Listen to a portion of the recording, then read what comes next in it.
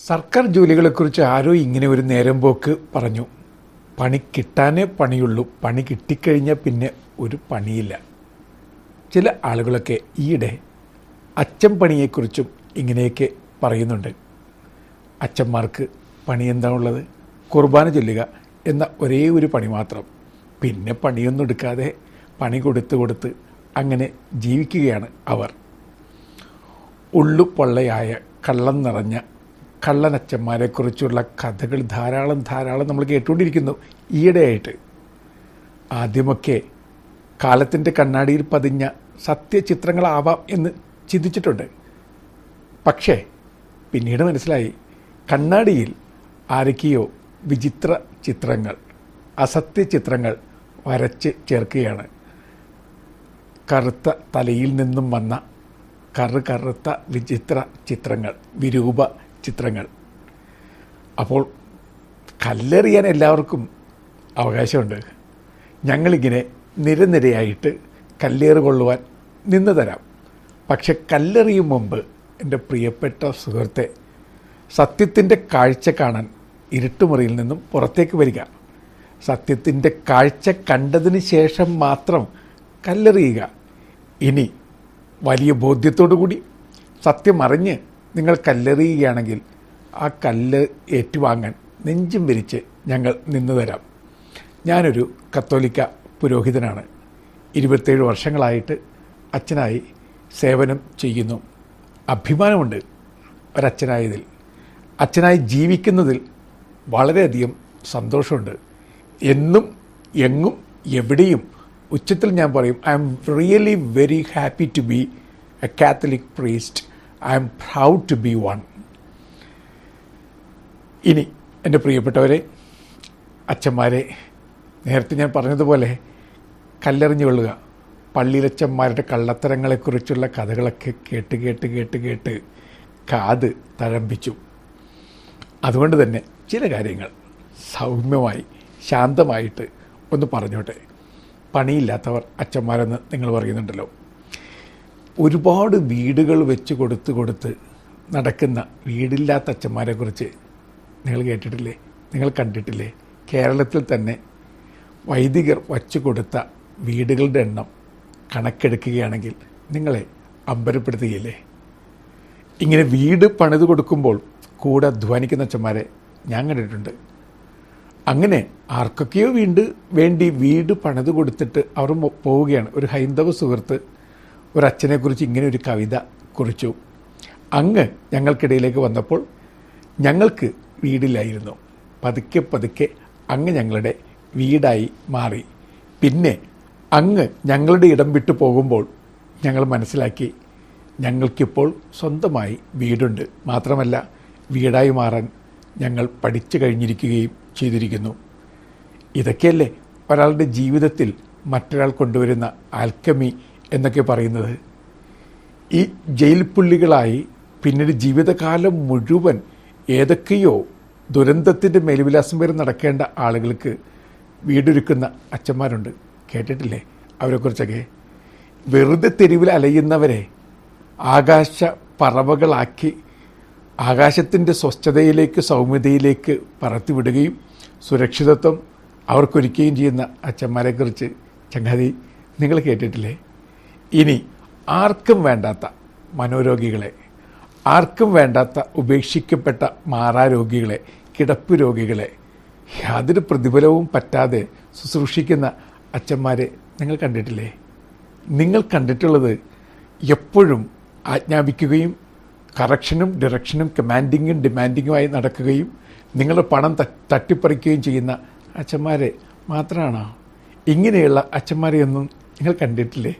നിങ്ങൾ കേട്ടിട്ടില്ലേ ഇങ്ങനെയുള്ള അച്ഛന്മാരെക്കുറിച്ച്? ഇനി മണ്ണിൻ്റെ മണം നെഞ്ചിലേറ്റു വാങ്ങി കാറ്റ് പോലെ നടന്ന് പരിസ്ഥിതി സംരക്ഷണത്തിന് വേണ്ടി ശ്രമിക്കുന്ന അച്ഛന്മാരെ നിങ്ങൾ കണ്ടിട്ടില്ലേ? അവരെക്കുറിച്ച് കേട്ടിട്ടില്ലേ? കാറ്റും കടലും എടുക്കപ്പെട്ട ജീവിതങ്ങളാൽ ചിതറിക്കപ്പെട്ടു പോകാവുന്ന കുറേ മനുഷ്യർക്ക് വേണ്ടി കടലോരങ്ങളിൽ കൂടാരമൊരുക്കുന്ന അച്ഛന്മാരെ, അതുപോലെ തന്നെ കർഷകരെയൊക്കെ ഒരുമിപ്പിച്ച് കൂട്ടി കാർഷിക സമരങ്ങൾ വിജയിപ്പിക്കുവാൻ പെടാപ്പാട് വിടുന്ന അച്ഛന്മാർ, എനിക്കൊരച്ഛനെ അറിയാം. സൈക്കിളിൽ ചുറ്റി നടന്ന് പണ്ടത്തെ കാലത്ത് അദ്ദേഹം വഴികളൊക്കെ വെട്ടിയൊരുക്കി ആളുകൾക്ക് പാർപ്പിടങ്ങൾ ഉണ്ടാക്കി കൊടുത്ത് യഥാർത്ഥത്തിലൊരു വഴിയച്ഛനായി മാറിയ ഒരു മനുഷ്യൻ. ഇങ്ങനെയുള്ള അച്ഛന്മാരെയും നിങ്ങൾ കണ്ടിട്ടില്ലേ, കേട്ടിട്ടില്ലേ? ഇനി മറ്റുള്ളവരെ കേട്ട് കേട്ട് കേട്ട് നീണ്ടൊരു കാതായി മാറിയ ഒരച്ഛനെക്കുറിച്ചുള്ള പാരമ്പര്യ കഥയുണ്ട്. ചില അച്ഛന്മാർ എത്ര മണിക്കൂറാണ് മറ്റുള്ളവരെ കേട്ടിരിക്കാൻ സമയം കണ്ടെത്താറുള്ളത്. എല്ലാം അറിഞ്ഞിട്ടും എല്ലാം വെറുക്കുന്ന കുമ്പസാരക്കൂട് പോലെയായി മാറിയിട്ടുള്ള അച്ഛന്മാരെ എനിക്ക് പരിചയമുണ്ട്. നിങ്ങളിൽ ചിലർക്കെങ്കിലും പരിചയമുണ്ടാകും. അങ്ങനെ കനിവോടുകൂടി കേൾക്കാൻ, ഭയമില്ലാത്ത അഭയമേകാൻ, നിരന്തരമായി ജീവിതത്തെ മാറ്റിയിട്ടുള്ള അച്ഛന്മാരെ നിങ്ങൾക്ക് പരിചയമില്ലേ എൻ്റെ പ്രിയപ്പെട്ട ചങ്ങാതി? അവരെല്ലാം അത്ര പെട്ടെന്ന് മറന്നു കളയണമോ? സ്വന്തം മക്കളാൽ ഉപേക്ഷിക്കപ്പെട്ട ചില മാതാപിതാക്കൾക്ക് ചില അച്ഛന്മാരൊക്കെ മക്കളെപ്പോലെയായി മാറാറുണ്ട്. വൃദ്ധ സദനങ്ങൾ കൃപയുടെ വീടുകളാക്കി അച്ഛന്മാർ മാറ്റാറുണ്ടെന്ന് ഓർക്കുക. ഇനി പണ്ട് വേശ്യാവൃത്തിയിലൂടെ ശരീരം വിറ്റ് ഒരുപാട് വിരുന്നുകാരെ ഊട്ടിയിരുന്ന ചിലർക്ക് ഇപ്പോൾ ശരീരത്തിൻ്റെ വസന്തകാലം കൊഴിഞ്ഞു പോയി കഴിഞ്ഞപ്പോൾ ഒരു ഇടവുമില്ലാതെ വരുന്നു. അവരെയും പുനരധിവസിപ്പിക്കുവാൻ ഈ അച്ഛന്മാരൊക്കെ തന്നെ മുന്നോട്ട് വന്നിട്ടുണ്ട് എന്ന് അറിയുക. പണ്ടത്തെ വിരുന്നുകാർ ഇനി ശിഷ്ടകാലം കെട്ടുപോയ ജീവിതത്തെ കുറിച്ച് വിലപിക്കാതെ കൃപയിൽ ആശ്രയിച്ച് മുന്നോട്ട് പോകുവാൻ ഒരു പ്രേരണ അവർക്ക് കിട്ടുകയാണ്. അതുപോലെ തന്നെ കണ്ണില്ലാത്ത, കാത് കേൾക്കാത്ത, വികലാംഗത്വം അനുഭവിച്ച, ബുദ്ധിമാന്ദ്യം അനുഭവിച്ച എത്രയെത്ര പേർക്ക് വർണ്ണത്തിൻ്റെ ലോകം നൽകുവാനായിട്ട് അച്ഛന്മാർ മുന്നോട്ട് വന്നിട്ടുണ്ട്. ഫിനിഷ് സിനിമയായ ലെറ്റർ ടു ഫാദർ ജേക്കബ്, ഇതിലെ കേന്ദ്ര കഥാപാത്രമായ വൃദ്ധ പുരോഹിതൻ അന്ധനാണ്. പക്ഷെ അയാളുടെ മുഖ്യ ദൗത്യം ഈ ആളുകൾക്ക് അയാളെ തേടിയെത്തുന്ന ലെറ്ററുകൾക്ക് ഉത്തരം നൽകുക എന്നുള്ളതാണ്. അന്ധനാണ്, ഓർത്ത് നോക്കുക. അന്ധനായ ഈ മനുഷ്യൻ കാലാകാലങ്ങളായിട്ട് അദ്ദേഹത്തെ തേടിയെത്തുന്ന കത്തുകൾക്ക് ഉത്തരങ്ങൾ നൽകിക്കൊണ്ടിരിക്കുകയാണ്. ഇങ്ങനെയൊക്കെ ക്രിസ്തുവിൻ്റെ ആ ഒരു സന്തോഷം കൊടുക്കുന്ന എത്രയെത്ര വ്യക്തികൾ. ഇനി ലഹരി മരുന്നിനടിപ്പെട്ട് ജീവിക്കുന്ന യുവാക്കളെ ലഹരിയിൽ നിന്നും ജീവിതത്തിൻ്റെ ലഹരിയിലേക്ക് കൂട്ടിക്കൊണ്ടുവരാൻ വേണ്ടി ഓടി കിടക്കുന്ന അച്ഛന്മാരെ നയിക്കുന്നത് ക്രിസ്തു എന്ന സ്നേഹമെന്ന ലഹരി മാത്രമല്ലേ? ജനിക്കുന്ന നേരത്തും മരിക്കുന്ന നേരത്തും സ്നേഹ സാന്നിധ്യമായിട്ട് ഏതോ ഒരച്ഛൻ നിങ്ങളുടെ കൂടെ ഉണ്ടായിരുന്നിട്ടില്ലേ? നിങ്ങൾ വിവാഹത്തിനൊരുങ്ങുമ്പോൾ, നിങ്ങൾ വിവാഹത്തിൽ ഇഷ്ടപ്പെട്ട ഒരാളുമായി ഒന്നു ചേരുമ്പോൾ അപ്പോഴും ഒരു സ്നേഹ കൂടാരം പോലെ അച്ഛൻ പിന്നിലാവ് പോലെ നിന്നിട്ടില്ലേ? നിങ്ങളുടെ ജീവിതത്തിൽ വല്ലാത്ത സന്തോഷത്തിൻ്റെ നേരത്തും വല്ലാത്ത ദുഃഖത്തിൻ്റെ നേരത്തും നിങ്ങൾ ഓടി ഒരു പള്ളിയിലേക്ക് ചെന്നത് എന്തിനു വേണ്ടിയായിരുന്നു? ഇനി നിങ്ങളുടെ വല്ലാത്ത സന്ദേഹങ്ങളുടെ സമയത്ത്, നിങ്ങളുടെ വല്ലാത്ത പിരിമുറുക്കങ്ങളുടെ നേരത്ത് നിങ്ങൾക്ക് വേണ്ടി ഏതോ ഒരു വാതിൽ എവിടെയോ തുറക്കപ്പെട്ടിട്ടുണ്ടായിരുന്നില്ലേ? അതൊരച്ഛൻ്റെ ഹൃദയത്തിൻ്റെ വാതിൽ തന്നെയായിരുന്നില്ലേ? ചങ്ങാതി, ഓർത്ത് നോക്കുക. ഒരു സുഹൃത്ത് ഒരച്ഛനോട് പറഞ്ഞു, നിങ്ങളാരും കല്യാണം കഴിക്കരുത്. കാരണം യാതൊരുവിധ ചിന്തകളില്ലാതെ, യാതൊരുവിധ പേടികളില്ലാതെ ഞങ്ങൾക്കൊക്കെ ഓടി വരാൻ നിങ്ങളുടെ വീടല്ലാതെ വേറെ ഏത് വീടാണ് ഉള്ളത്? നിങ്ങളൊക്കെ കല്യാണം കഴിച്ചു കഴിഞ്ഞാൽ ഞങ്ങൾക്കങ്ങനെ വരാൻ പറ്റില്ലല്ലോ. അതുകൊണ്ട് അച്ഛൻ നിങ്ങൾ കല്യാണം കഴിക്കരുത്. ഇനി പള്ളിക്കൂടം എന്നൊരു പേര് തന്നെ പള്ളിയോട് ചേർത്ത് വെച്ചാണ് നമ്മൾ മനസ്സിലാക്കേണ്ടത്. പള്ളിയോട് ചേർന്നുള്ള കൂടത്തെയാണ് പള്ളിക്കൂടം എന്ന് വിളിക്കുക. അങ്ങനെയാണെങ്കിൽ ഈ വിദ്യാഭ്യാസ പ്രവർത്തനങ്ങൾക്ക് സമാരംഭം കുറിച്ചത് ആരാണ് എന്ന് ചിന്തിച്ചു നോക്കുക.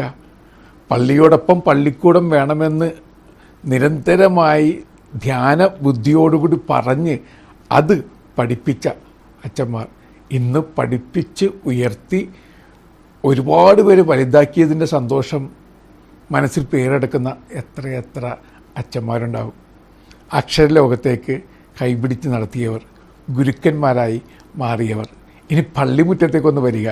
ഈ പള്ളിമുറ്റത്തു നിന്നും ആകാശത്തിൻ്റെ വിശാലതയിലേക്ക് പറന്നുയർന്നിട്ടുള്ള എത്ര സാഹിത്യകാരന്മാർ, എത്ര കലാകാരന്മാർ, സംഗീതജ്ഞർ.